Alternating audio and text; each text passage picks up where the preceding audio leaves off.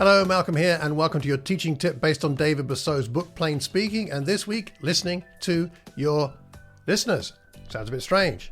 In the previous episode, we talked about eye contact, and it's got something to do with this because, as Bercot says in his book, when you make eye contact with your listeners, you'll soon find that they are communicating back to you. How does this help us? Well, let's discuss what to look for and how to respond. First, confusion. When you see frowns and puzzled looks, you may not be explaining your point well. Think about adding an illustration or taking a different angle or even just stopping and asking, am I making myself clear? Do that out of a genuine desire to actually know the answer and listen to what people have to say. That is one way you could approach it.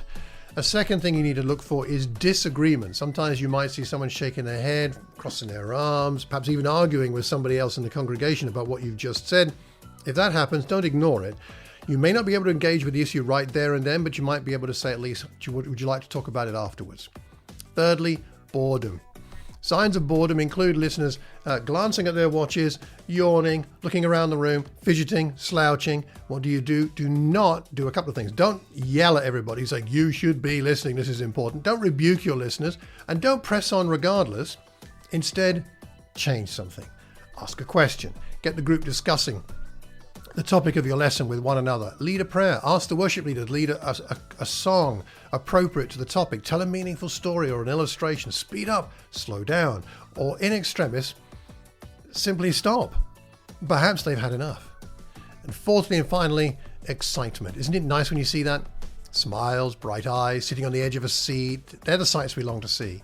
Be grateful when you see this. Engage with those people. They are God's blessing and strengthening to you. However, do not see other people's excitement as a license to add another 20 minutes to your lesson. Those smiles may soon turn to frowns.